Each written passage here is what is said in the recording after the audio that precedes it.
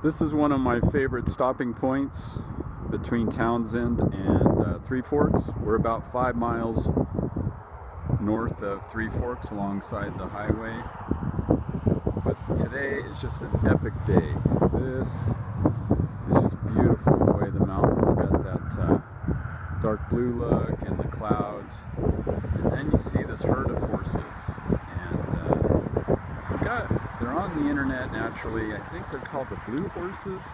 They used to have a sign here, but it's not here. So if I zoom in on it slowly, you'll see that those are all metal sculptures.